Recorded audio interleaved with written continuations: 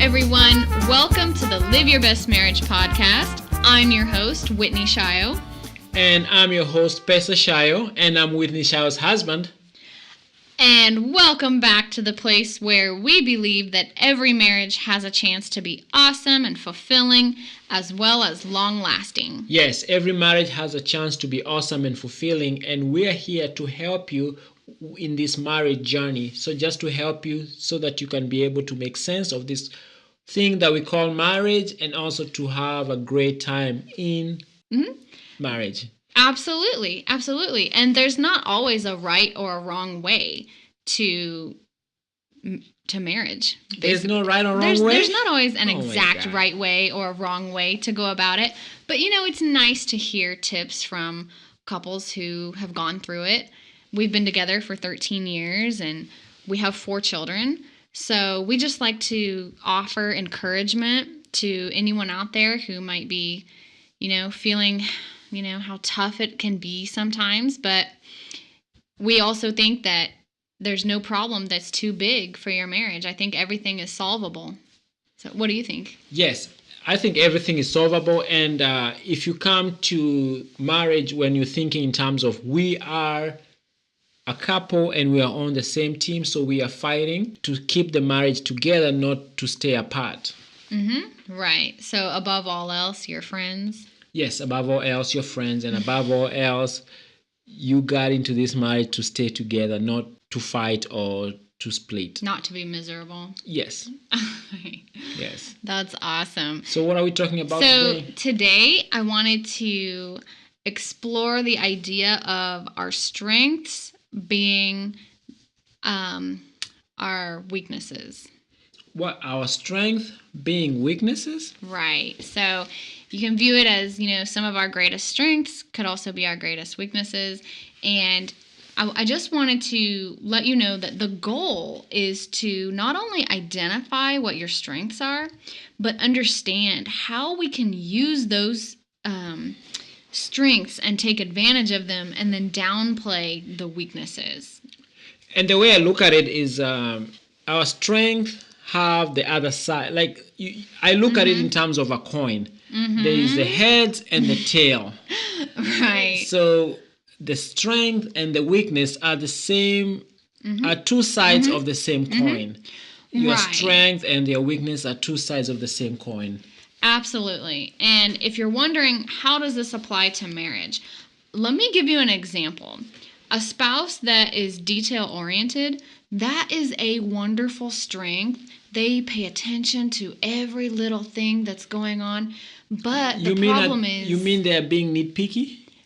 That can be a problem because the person they're married to might perceive that as they're just nitpicky.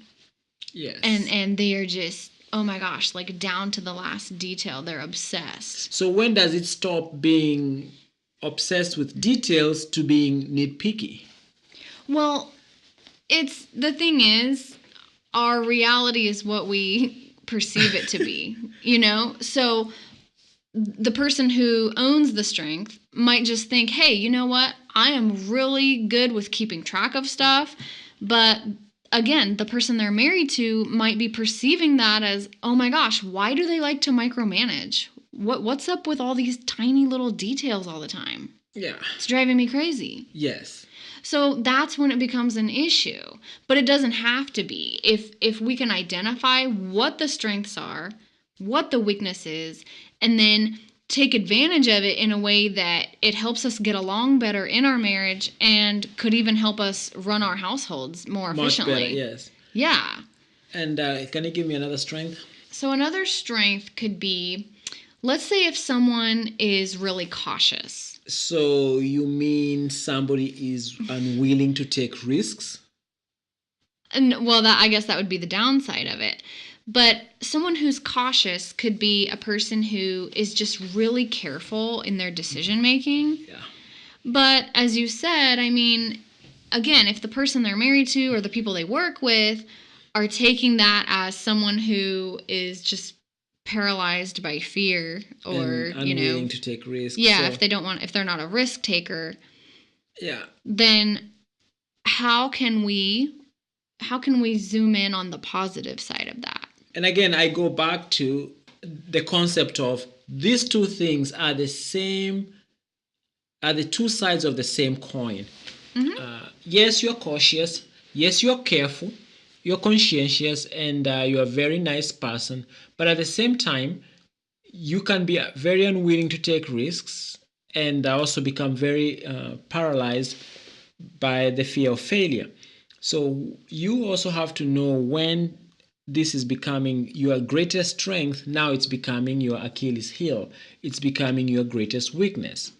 So maybe a possibility could be that when you start to notice a strength is overused, then that might be causing problems on the weakness side of it. Yeah. So, for example, if someone is, very eager to please, Okay. they're pretty laid back, they're easy to get along with. If that goes overboard to a point where, they start to rely on other people to help guide them through decisions, or if they let other people overpower them and make decisions for them or convince them to do things that might not even be something that they want to do in the first place, then I would definitely say that you could begin to see a clear line between that. So that's when the strength is overused. Yes, and there's something that I have a strength with, which is being imaginative, always creative and thinking outside the box. So to me, it's a great strength because brings so much creativity and always trying to think outside the box to solve problem in the unconventional way. But somebody else might think, dude, you're being eccentric. This is so impractical. It's not going to work. Why are you wasting your time? Oh, okay. So someone could just perceive you as being a dreamer who's not serious then. Yes. Is that? Yes. Okay. It's like, be realistic, bro.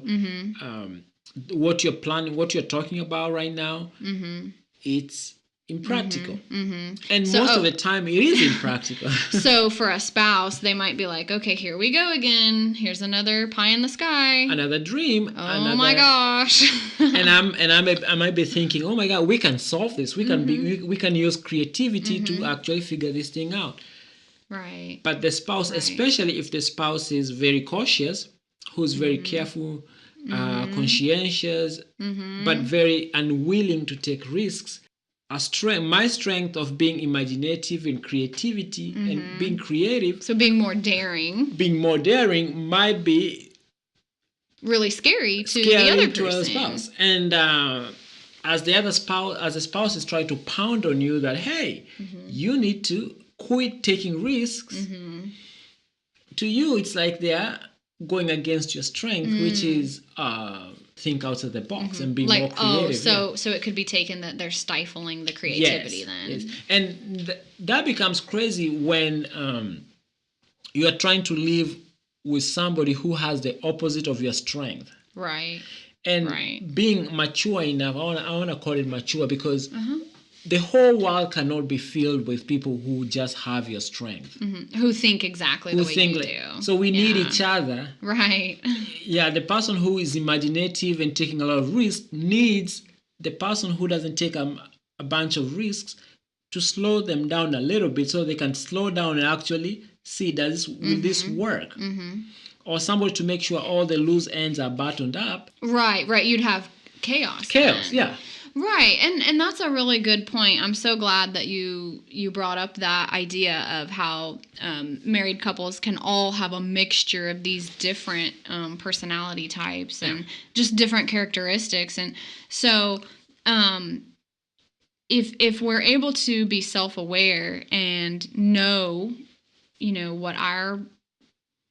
what our preferences are, because you might just view it as a preference. You might be like, I just like to stay organized. Yes. But my spouse over here is a mess maker. Yes. So it's but the other spouse might be thinking, oh my gosh, loosen up. There's nothing wrong with, a couple of socks on the floor over here. There's nothing wrong with with leaving the milk out or whatever, those little things that happen. And and sometimes actually two strengths can actually complement each other. And also, if you have the same strength in the marriage, let's say two people in the marriage are both bold, that's a recipe for butting heads because none of them will want to give up. But if you have one bold and one who's dutiful, one who's willing to please, it doesn't sound right, but they can really work well. Oh, I see what you're saying. So, like, if a couple, if both husband and wife are very bold and both of them are ambitious, that's their greatest strength. Yes. But their greatest weakness then could be that it could be viewed as they're self-absorbed or they're arrogant. Yes. So, what I want to encourage is for all of us to remember that each of us, are a mixture of good and bad. I mean, and I mean, we just pretty much explored that with all these different, personality types. And one thing I've seen when couples are not happy with one another, it leads to this belief that the spouse is all bad and no good. Okay. So that's what I want to keep in mind here. Is when things are great, the spouse is all good. Well, yeah, I mean that can happen too. So you can be, yeah, it can go from one extreme to the other, and I think it's a good idea to just try to be able to see the good in others. Yes, to see the good in others, but at the same time being more realistic and saying, you know what, they are not all good, but at the same time, that's great because that means they're not all bad. Right, absolutely. And so, if we're able to see the good in others and then at the same time be able to recognize that we also have weaknesses, and remember, I also am not perfect. I have my own. I have my own set of flaws here. So, you can view it as, oh, well, there's more good than bad. I mean, it's however you want to look at it. Whatever helps you to, just be able to emphasize the strengths and the good things. There's a strength which, when somebody is very cautious, that will make them very, very careful and conscientious. Now, if that person is also married to somebody who's skeptical, how is that going to work out? So skeptical, then they don't believe in it. They are very skeptical, and they might even be cynical sometimes. Well, I would just say that maybe both of them would be really, really good at navigating through situations. Then it sounds like both of them would be able to take the time to sit and think and strategize, and they wouldn't be taken advantage of. Right, right. You could look at it that way.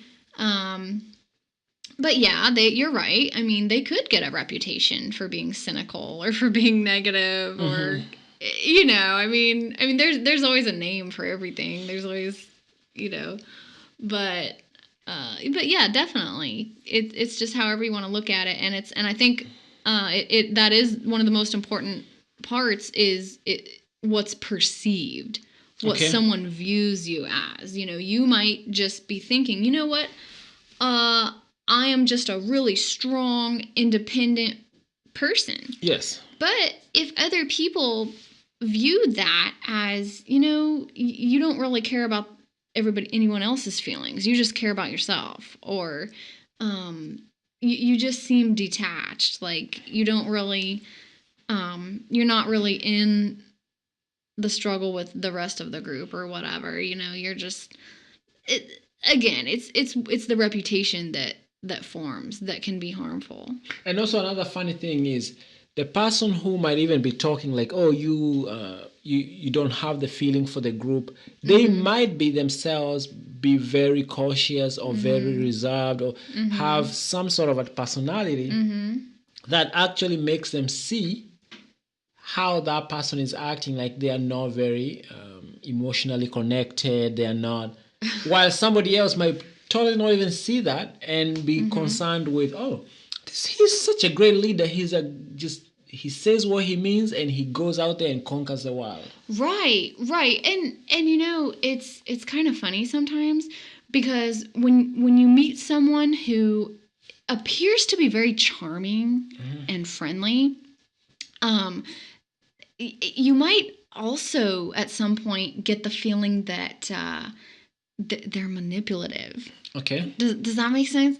Because I gave a speech last week, and this executive came up to me after the speech, and he said, "Oh, that was wonderful. You did a great job. You're just a natural. It was flowing very well." And I said, "Oh, thank you very much, sir."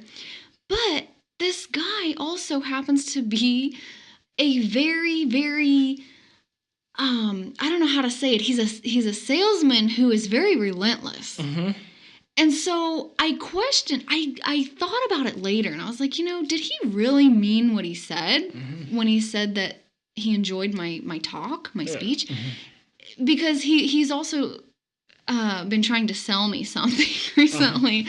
So I couldn't figure it out. I wasn't sure if he was just giving me a compliment to make me feel like I want to buy from him. I don't know. So that can be a huge issue, I think. And do you think it's an issue because of your personality, or it's an issue, or it doesn't really matter about the personality because what you perceive is what we gotta just go with?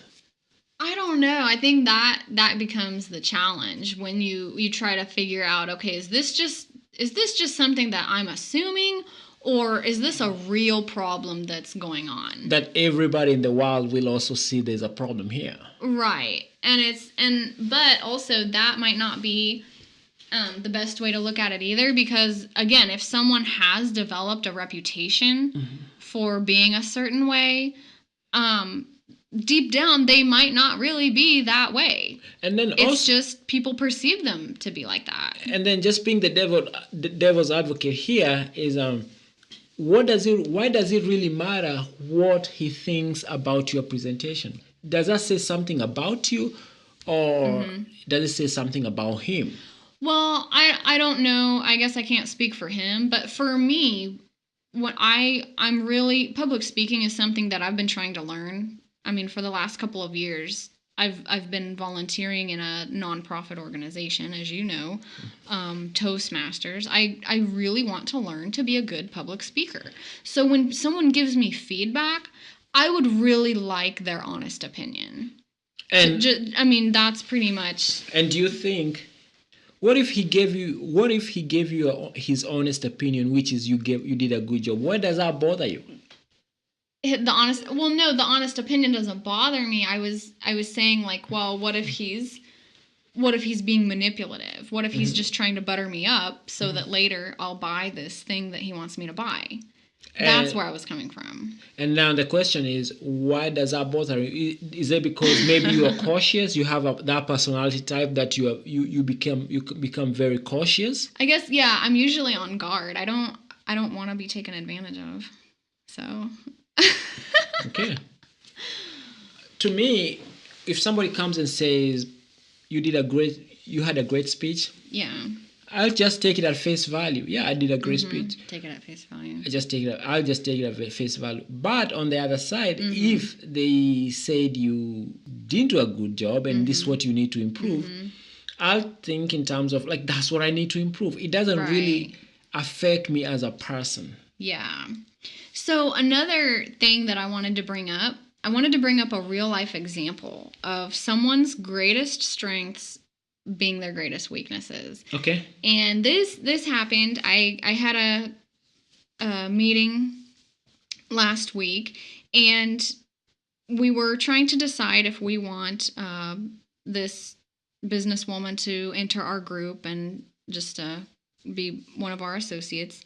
And she had on her resume, she had a long list of experience. Okay. Which to me, I think that's pretty cool. I mean, but the only issue was every place that she worked or every place that she volunteered, she was only there for about 6 months to a year. Okay. But I mean, when I say long list, I mean really long list. How many? 3, 4 places? Well, no, it was, I mean, more than 20. This list was lengthy. More than 20. But how old is she? Maybe she's 60. And no, she's like 30 something, Okay. which, I mean, that's irrelevant. That's okay. But when I first looked at her resume, I viewed it as, wow, this is great. She has so much experience in all these different varieties of, I mean, different activities, different jobs, different places she's worked. And I really viewed it as a good thing.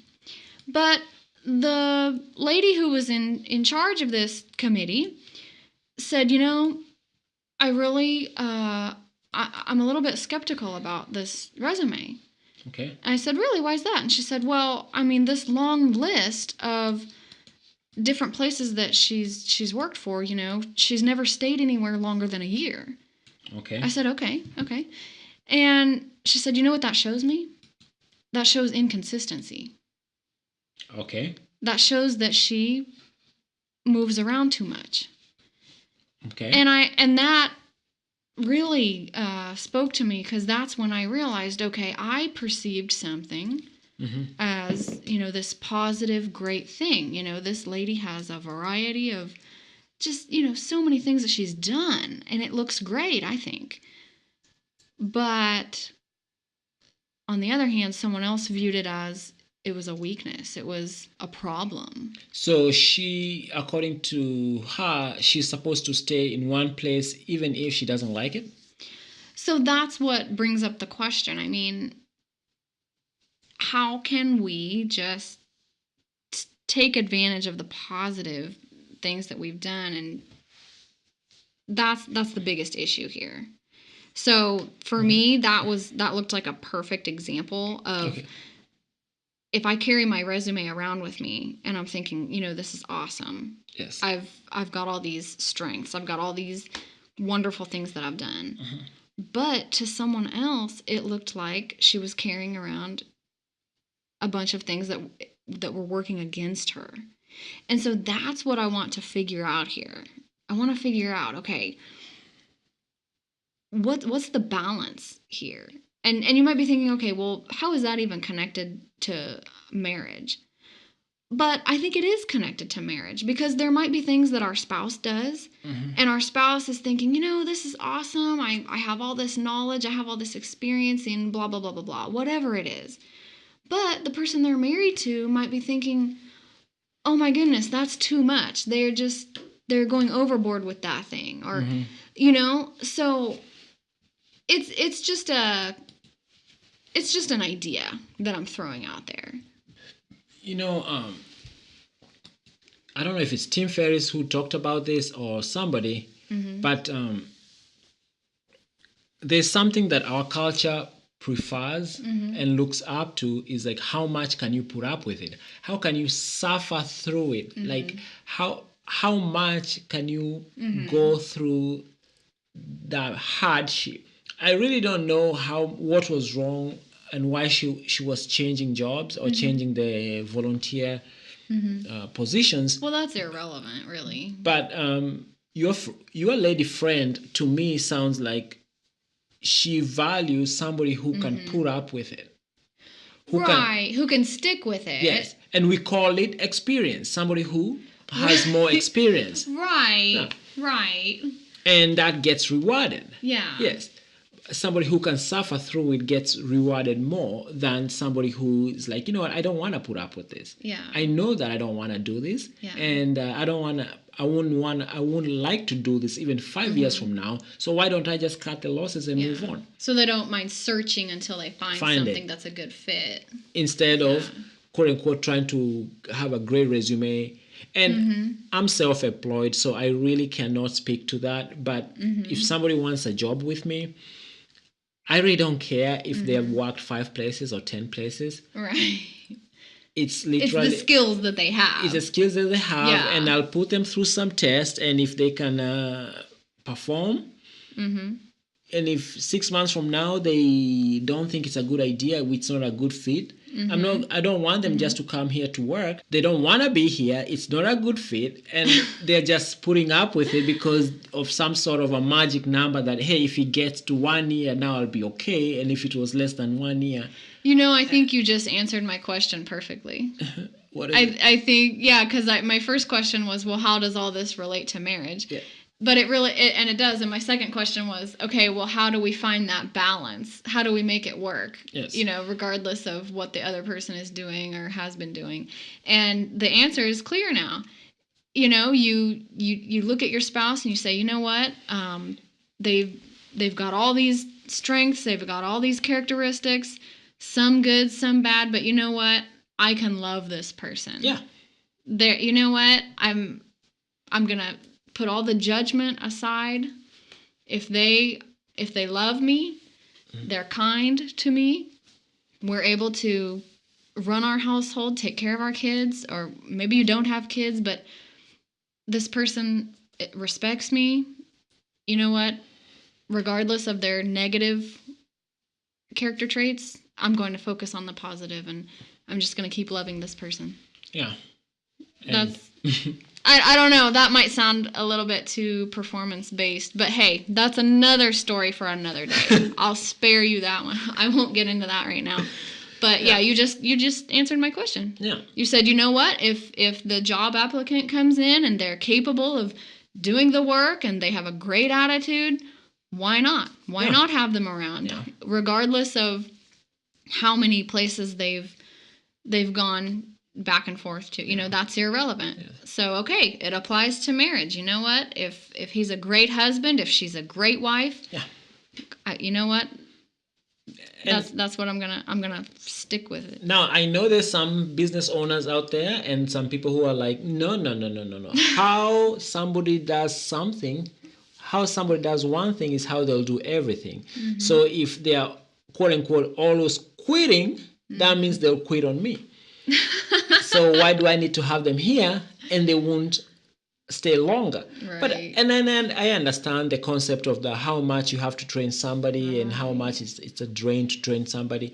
But you can give them the benefit of the doubt, right? Yes, you can give them the benefit of the doubt. And again, if somebody is not engaged in your company, they don't want to be there. Mm-hmm. I just don't see the idea that somebody comes every day, they don't want to be there. I've had jobs like that where I didn't want to be there. I literally had already fired myself in my brain already. I don't want to be there. Mm-hmm. So I'm literally going through the motions, doing the minimum that I need to do just to get a paycheck. And that is not somebody who you want to hire.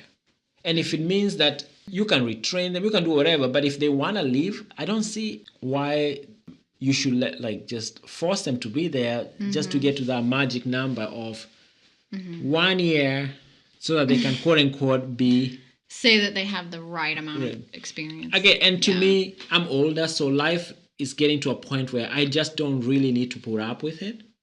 Mm-hmm. Some people might be younger and they feel like they have unlimited time, and they can just put up with something over and over and over and over just to have this magical number, which is maybe 1 year, so that before they quote unquote quit. That doesn't bother me. Okay, that's awesome. You broke it down in a way that I was able to apply it to marriage. That's great. That's great. It's wonderful. You can work with someone, husband, wife, employee, whatever. You can get along with someone, regardless of their past. Yeah. Their past doesn't matter. Don't focus on that. It's just, to me, what they bring to the table. What they bring. There you go. The strengths they bring. There you go. You don't have to focus on the weaknesses. And this might be very controversial, but hey. All right. That is awesome. Well, thank you guys so much for listening. Yeah. All right, everybody. So just to recap, we can actually put more of our focus on the great things that our spouse brings to the table, as Pesa said it, and we can put an emphasis on just all of those lovely aspects of their character that we enjoy. Again, that doesn't mean you have to. That doesn't mean you have to ignore a problem that comes up because of the dark side, the quote unquote dark side of someone's personality. But hey, let's not dwell on that. Yes, let's not dwell on that. And also, just to recap, also, let us remember that the strength and weakness are the two sides of the same coin. So you'll never have the weakness without the strength. And some people who are more positive than me, they will always say, out of the cup is either half full or half empty. It's the same thing. It's either half full, half empty. So it's the strength or the weakness. It's the other side of the same coin. That's awesome. I love that. All right. Again, folks, thank you. Thank you. Thank you. Thank you. You can follow up with us. You can find us on Twitter. I'm at Whitney Shayo, and you can find Pesa at Pesa Shayo. You can also head on over to liveyourbestmarriage.com/blog if you'd like to read some more about some of these issues. And as always, you can like us on Facebook so that you can stay in touch and get all of the updates that we send out. So, folks, until next time, God bless and take care. And remember, every marriage has a chance to be awesome and fulfilling. Every marriage has a chance to be awesome and fulfilling.